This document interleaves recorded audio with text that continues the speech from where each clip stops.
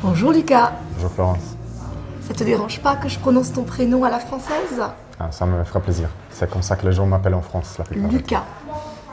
Lucas, est-ce que tu veux bien te présenter? Bien évidemment. Donc je m'appelle Łukasz. Łukasz.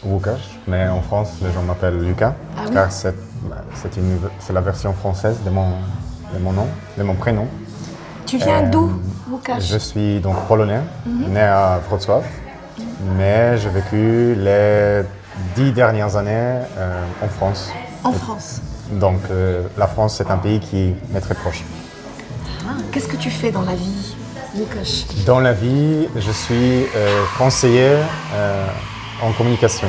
C'est-à-dire, ce que ça veut dire, c'est que je conseille les gens sur comment présenter leurs valeurs et leurs habilités et quoi présenter, à qui présenter, pourquoi présenter, plutôt ceci et pas cela, à qui exactement présenter. Et j'essaye je les aide à répondre à ces questions pour qu'ils puissent communiquer leurs valeurs, que ce soit des personnes privées ou des entreprises ou des organisations. Donc tes clients, ce sont aussi des clients privés. C'est pas forcément des organisations internationales. Pour les dernières années, c'était surtout les organisations internationales. Tu es consultant en communication. Voilà, conseiller.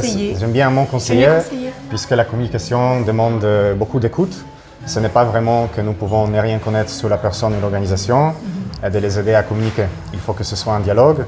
Et moi, ou bien nous, les experts en communication, nous guidons les personnes à pouvoir les exprimer de la meilleure façon dans le moment précis où il faut qu'elles s'expriment. Donc tu conseilles des stratégies de communication? Stratégie de communication. Très bien. Alors dis-moi, Lucas, on le redire à la française, où est-ce que tu as appris le français? J'ai appris à Paris. Donc je suis arrivé à Paris, je ne parlais pas un mot français. Ah, tu ne parlais pas un mot de français? Pas un seul mot. Je connaissais l'italien, donc ce qui me permettait de lire en français avec beaucoup d'aise. J'étais à l'aise avec le texte écrit. Par contre, les Français parlaient tellement différents par rapport à l'italien que ça m'a pris du temps. Mais donc j'ai pris des cours à la Sorbonne. Il y a un institut qui s'appelle les cours de la civilisation et la langue française de la Sorbonne. C'est là où j'ai fréquenté pendant un certain temps. Et après, c'est les études en soi et les amis français, donc la vie parisienne, en quelque sorte, qui m'a appris de façon naturelle comment on apprend un enfant. Un enfant écoute beaucoup et donc s'imprègne des mots et des expressions, des images, prend le goût et comment dire, la mélodie, les caractères de la langue. Oui, les intonations, oui. Ouais, mais aussi, pas que les intonations. L'esprit aussi de la langue. Voilà, une intonation spirituelle de la langue, si je peux dire, ou culturelle. Alors pourquoi Paris? Parce que c'était très courageux comme choix de venir à Paris sans parler un mot de français. Oui, c'était pas mon choix en fait. Donc moi à l'époque, j'étais quelqu'un de très religieux. Je viens d'une famille qui est extrêmement orthodoxe catholique. Oui. Enfin, pas orthodoxe dans le sens religieux, mais ce sont des catholiques, Très croyants, mais qui sont très croyants. pratiquants. Et donc, moi, quand j'étais jeune, je me suis dit que moi, je vais aller jusqu'au bout de cet idéal chrétien. Et je suis entré dans une congrégation religieuse Ah oui, c'est vrai. qui donc, pour une vie contemplative. Et cette Tu vie-là, voulais être moine? je voulais donc être moine, être C'est prêtre. vrai, oui, prêtre. Cette congrégation avait une chose en particulier, ce que la plupart des autres congrégations catholiques n'ont pas, c'est-à-dire que tu ne sais pas où tu vas. Si tu te commets à cette forme de vie religieuse, tu vas dans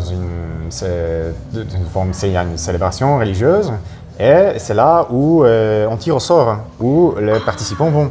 Donc, tu peux aller en Cambodge, tu peux aller en Australie, N'importe où dans tu le peux monde. finir à Varsovie, à 300 km de chez toi, mais tu peux aussi débarquer à Rome ou à Madrid, n'importe où. Je pense qu'à l'époque, il y avait voilà, en Argentine, à Buenos Aires.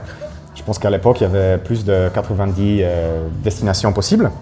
Et Lucas est parti pour Paris. Ah, c'est comme ça que ça s'est passé? C'est comme ça que ça s'est passé. C'était un tirage au sort. Absolument. Et donc là, tu as pris des cours à la Sorbonne, tu étais débutant? Exactement. Et J'étais un faux débutant puisque je comprenais l'italien. Oui, donc ça t'a aidé. Tu avais déjà une approche d'une langue latine. Et est-ce que, en faisant tes études, est-ce que tu as poursuivi cette voie religieuse? J'ai étudié un peu en tant que séminariste, en tant qu'une personne religieuse. Je n'ai jamais pris vraiment les ordres, donc je ne suis pas devenu vraiment un religieux. J'ai compris à un certain moment que ce n'était pas une vocation pour moi. Et donc, par contre, Paris était ma vocation. Hemingway a dit que Paris est une fête. Oui. Pour moi, Paris, c'était une vocation ou destination, ou c'était un... Voilà, j'ai compris que c'était la place où je voulais être. Donc, je suis resté. J'ai fait des petits boulots par ici, par là, puis j'ai recommencé les études, puis j'ai arrêté les études quand j'arrivais pas, puisque après j'ai recommencé les études, et comme ça, petit à petit, en travaillant et en étudiant, j'ai appris le français. Est-ce qu'on peut dire que tu menais un peu une vie de bohème? Je voudrais bien dire ça. Tu connais la chanson de Charles Aznavour. Mais tu dis des petits boulots, puis je me souviens, tu m'as dit que tu habitais à Montmartre. C'est le rêve de beaucoup d'étrangers. C'est vrai, il faut avoir un peu de ressources pour ça. Mais donc c'était un peu plus tard. C'était pas vraiment bohème. Quand je pouvais payer mon loyer. Tu avais les moyens. Mais si, c'est vrai, non, mais c'est vrai que j'étais assez chanceux de vivre dans des... J'ai vécu dans le 14e, dans le 2e. C'est vrai, une vie de bohème, ça j'aime bien ça comme... petit peu quand même alors. Un petit peu quand même. Ouais. Ceci dit, parce que les gens peut-être connaissent pas forcément Paris, mais tu peux vivre dans des très beaux quartiers, mais dans des conditions qui sont... Ça va pas être des appartements de 70 mètres carrés, oubliez ça. Est-ce que tu as... Ça va être plutôt 10 mètres carrés, dans ce sens, oui, c'était une vie de bohème. Et 10 mètres carrés, c'est la fameuse... moi aussi j'ai vécu ça, hein, la chambre de bonne. La mienne, elle faisait 9 mètres carrés. Voilà, donc oui. Tu comprends le... Oui, voilà. Je comprends parfaitement, oui. Voilà. J'ai vécu ça pendant 1 an. Mais c'est vrai, J'ai fait des trucs comme ça. Mais j'ai connu aussi les paris de grands salons, si tu veux, parce que par exemple, j'ai fait le ménage chez des gens, tu sais, boulevard des Invalides, des trucs comme ça. C'était des appartements assez somptueux. Oui, tu as eu accès à des lieux magnifiques. C'était quelque chose. Et des personnes très intéressantes. Et après, j'ai fait des cours pour des gamins, des familles chics. Je les préparais un peu au cours à l'école. Donc, tu imagines des grands bourgeois parisiens. Et le petit Lucas d'un pays lointain. Qui parlait à peu près le français. Non, à l'époque, je me débrouillais bien. Tu étais un peu le précepteur. Il fallait quand même que je communique clairement pour enseigner la biologie niveau un peu collège ou des trucs comme ça. Donc, ouais, c'était sympa. Alors, la langue française, donc pour toi, Lucas, est-ce que tu peux nous dire ce qu'elle est pour toi? La langue française, pour moi personnellement, c'est une langue de liberté et du changement. Parce que pour moi, c'était un changement tellement profond de devenir quelqu'un pas croyant, de quelqu'un qui était croyant, de changer complètement mon pays, d'être dépaysé et d'être plein de nouvelles idées que Paris m'a apportées, que je ne connaissais pas. Et donc, je pense à la langue française avec beaucoup d'affection comme une deuxième maison. Car la France, c'est ma deuxième maison. Par ces faits, la langue française, c'est ma deuxième maison aussi, personnellement parlant. Oui. Il y a aussi une autre image, si je peux me permettre de te dire, c'est quand je pense à la langue française, pour une raison ou l'autre, chers téléspectateurs, il y a une image qui me vient à l'esprit, et c'est la rue Montorgueil à Paris, où je vais me prendre un café, et puis il y avait ce serveur, pas forcément très sympa, mais avec beaucoup de charme, une voix un peu rock, et puis tu prends un petit plat, un petit café, et il y a des melons, des fruits qui sentent, puisque c'est aussi une rue, c'est un marché. Oui. Et donc, des odeurs typiques. Et puis ces bâtiments 18e, 17e, ils sont pas tout droits. Le soleil et puis le ciel bleu est très parisien. Donc il y a des images très belles esthétiquement qui me viennent à l'esprit quand je me dis la langue française, c'est ça qui apparaît. Tu la rattaches à à des quartiers de Paris. À des scènes de la vie parisienne. Ouais. Paris, ça t'a vraiment inspiré? Paris, ça m'a vraiment inspiré. Oui. Tu Paris, connais d'autres villes françaises que Paris? Tu as voyagé un peu en France? Pas beaucoup, hein, pas beaucoup. Moi, je suis très parisien. Toi, c'est vraiment pas. Oui, Moi, je suis très parisien. Tu es parisien. Et si tu vas dans le quartier un peu trop loin de Paris, je sais plus si c'est tellement Paris, tu vois ce que je veux dire. Oui, oui. Donc, je suis vraiment un Parisien. Parisien d'adoption. Un Parisien d'adoption, mais très parisien dans le sens où les banlieues, peut-être pas trop, tu vois. Je suis devenu un snob, de Paris. Un snob, un Polonais snob à Paris. Non, c'est vrai, mais ça, c'est pas pour. Moi, je suis pas quelqu'un qui est exclusif ou qui. Oh non, ça c'est pas bien. C'est juste que, tu sais, je me souviens un jour, quand j'étais beaucoup plus jeune, je suis parti en Italie, à Sienne, pour apprendre l'italien. J'ai passé un mois à Sienne et j'avais des copains qui disaient oh oui, mais moi je vais aller à Florence, je vais aller à San Gimignano, je vais aller ceci, je vais aller à Pise. Moi je m'en fichais. Je dis non, la Sienne, ça parle tellement à mon esprit que moi je me. C'est très spécial, voilà. Sienne. Et puis il y a tout le centre de Sienne qui m'a tellement marqué à travers sa culture, l'architecture et tout ça. Moi je voulais bouger pas un pas de Sienne jusqu'à ce que je découvre tout. Quand tu es dans un endroit. À Paris. C'est pareil. Mais c'est quand je tombe amoureux. C'est pas quand je suis, je m'en fous un peu, il y a une jolie ville, voilà. Là, j'ai pas ça. Mais quand je ne fais pas d'infidélité à Paris, je reste à Paris. Puisque je vais apprendre Paris, je vais connaître Paris. Et comme tu sais, pour connaître Paris, ça te prend un peu de temps. Donc, si j'ai visité des villes, je connais Avignon, je connais Bordeaux, je connais d'autres villes. Mais Paris, c'est dans ton cœur. Mais je pense qu'on peut dire ça. Alors, la culture française. Oui. Tu vois, on passe de la langue, la culture, tu parles de ville. Oui. Évidemment, on parle de culture. Oui. La culture française, pour toi, qu'est-ce que c'est? À quoi tu penses? La culture française, pour moi, c'est une audacité d'esprit et un grand attachement à la langue et à son élégance. C'est-à-dire qu'on on a une certaine force de caractère pour oser dire les choses avec beaucoup de clarté, qui ne sont pas forcément, qui sont peut-être nouvelles, hein, que les gens finalement on parle pas tellement, ou ont peur pour des raisons, des contraintes des sociétés de les exprimer. Les Français, je trouve, expriment ces choses-là de façon très claire, avec beaucoup de lucidité et audacité. Et je peux te donner un exemple qui me vient. On peut donner beaucoup d'exemples. Je ne vais pas aller trop côté politique, par exemple, parce que on veut rester sur la culture. C'est un peu tabou, donc, puisqu'on parle de la culture, l'exemple qui me vient à l'esprit, il y a un historien d'art français, Daniel Arras. Et donc, lui, il a fait un cycle à la radio d'essais sur les peintures, les fameuses peintures. Et donc, il y a les peintures célèbres. Les peintures célèbres. Il y a une émission qu'il a fait sur la Joconde. Et dans cette émission sur la Joconde, il donne une vision, il donne son interprétation de la Joconde sur comment la Joconde, ce n'est pas juste un portrait de quelqu'un, mais c'est une méditation profonde sur le temps et sur comment le temps fait passer les choses du chaos vers l'ordre et de l'ordre vers le chaos. C'est des idées que quelqu'un peut les lire ou écouter et dire non, le mec il est complètement bargé. De quoi barjot? Qu'est-ce qu'il veut dire par là?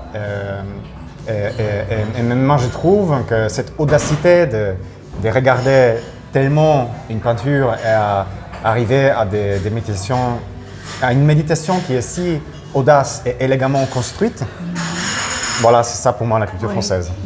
J'aime beaucoup cette expression audacité d'esprit, c'est vraiment très très beau. Ouais, mais aussi, tu vois, quand j'étudie en France, moi je viens de la Pologne, et en Pologne, on apprend les choses de façon. Tu lis les bouquins, tu dois avoir beaucoup de connaissances, et c'est après que tu répètes ce qui est dans les bouquins. Les Français viennent dans un cours et ils essayent d'aborder les sujets avec un esprit critique libre. Donc, et après, peut-être ils vont lire les bouquins ou ils vont. Ça ne veut pas dire qu'ils ne vont pas lire ce qu'il faut lire pour préparer un certain cours, mais c'est un discours universitaire qui est différent, qui privilège beaucoup plus cette audacité de penser et d'essayer d'être rapide et critique et s'engager, entrer dans un dialogue avec les contenus d'une façon critique et avec du courage plutôt qu'à juste assimiler en fait. Et ça me plaît beaucoup. Oui. Est-ce que tu as, pour terminer, un mot, une expression en français que tu aimes beaucoup? Oui, donc tu m'as posé cette question il y a, il y a quelques jours déjà, donc pour que j'aie le temps de réfléchir. Je dois te dire que les mots que j'aime beaucoup en France, c'est le verbe vouloir. Et ça, c'est parce que je trouve que c'est un verbe qui a, donc dans la langue française en général, il y a ce verbe extrêmement présent de façon que peut-être les gens s'en aperçoivent même pas. C'est-à-dire qu'on dit si tu veux bien, si tu veux, si vous voulez. Oui, c'est vrai, c'est automatique. Hein, c'est automatique. Ce sont des réflexes. Voilà. Et ma petite théorie, c'est que les automatismes de la langue reflètent aussi les esprits des personnes qui utilisent cette langue. Puisque ça devient tellement dit, tellement utilisé que. Bah voilà, que ça vient d'une culture. Si tu veux bien, c'est vrai que tu m'avais dit ça, que ça m'avait un petit peu intrigué cette expression, si tu veux bien. Si tu veux bien. Donc le verbe vouloir, pour toi, c'est un mot que tu aimes beaucoup. Bah parce que la France est un pays de désir, n'est-ce pas? On aime tous les films sur l'amour de Parisiens, etc. Je pense que ça vient du fait aussi que les Français expriment tellement bien leur désir. Il y a beaucoup de, comme je te parlais, de cette audacité, de clarté à exprimer les idées théoriques. De la même façon, il y a beaucoup d'intelligence et de clarté à comment exprimer avec lucidité ses émotions. Et du coup, c'est ça le domaine de désir. Le désir est représenté le mieux et le plus vif. Plus vif il est, mieux que tu peux le articuler. Si tu l'as, oui. Tu vois. Et donc, je trouve que cette omniprésence du verbe vouloir c'est une réflexion de cet état d'esprit français qui me plaît beaucoup. Et donc, c'est ça que je trouve particulièrement charmant. Il y a aussi deux petites choses qui sont attachées à ce verbe vouloir, ou deux petites expressions qui sont liées. C'est un verbe revouloir, que je trouve très charmant. Voilà. J'ai du jus, est-ce que t'en reveux? Est-ce que t'en reveux? Je trouve que je connais quelques langues. Je pense pas que j'ai jamais vu ça dans une autre langue. Revouloir. Et je peux te dire, est-ce que tu en veux encore? Tu peux dire. Est-ce que tu en reveux? Ouais, ou si tu veux reprendre du jus, mais je trouve que revouloir, c'est très court, c'est très sympa à dire. Et donc, voilà, ça reflète la même réalité de cette notion de vouloir dans la langue française, dans l'esprit français. Et puis, mon expression préférée, aussi dans le domaine du vouloir, c'est « en veux-tu, en voilà ». En veux-tu, en voilà. Allez, il y avait par exemple beaucoup sur le buffet, de ce petit déjeuner, dans tel hôtel, il y avait un grand buffet avec en veux-tu, en voilà. Ça veut dire qu'il y a une abondance. C'est vraiment l'expression de l'abondance. Ou s'il y a quelqu'un, j'avais un ami qui parfois me faisait du thé ou un truc, m'apportait une chose, il savait qu'il me ferait plaisir. Et donc, il utilisait cette expression-là. En veux-tu, en voilà. Et pour moi, c'est tellement court. C'est comme de la magie, c'est comme un petit acte de création. En veux-tu, en voilà. Il y a cette immédiateté entre vouloir et être. Je trouve ça c'est mignon, c'est sympa. Et puis voilà, c'était parisien, c'est plein d'éloquence. En fait, je kiffe. Magnifique, vraiment. Bravo pour ton français. C'est gentil, très généreux. Et non, vraiment. Et merci beaucoup pour ton témoignage, super intéressant. Ta perspective. Nous avoir raconté un petit peu ton expérience parisienne. Et chers amis du Café de Flo, nous vous attendons pour une prochaine vidéo. N'hésitez pas à liker les vidéos, c'est très important pour nous soutenir. Et abonnez-vous à ma chaîne, diffusez-la, ça nous aide à diffuser cet amour de la langue et de la culture française. À une très prochaine vidéo. Au revoir. Merci.